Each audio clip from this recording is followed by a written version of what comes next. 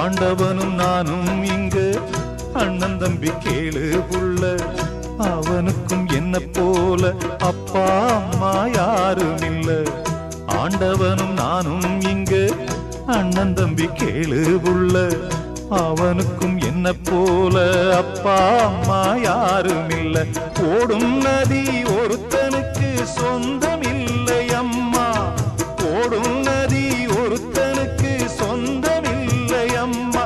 இங்கு ஓட்டை கூரை வீட்டுக்காரன் சொந்தமில்லாம் சும்மா, இங்கு ஓட்டை கூரை வீட்டுக்காரன் சொந்தமில்லாம் சும்மா.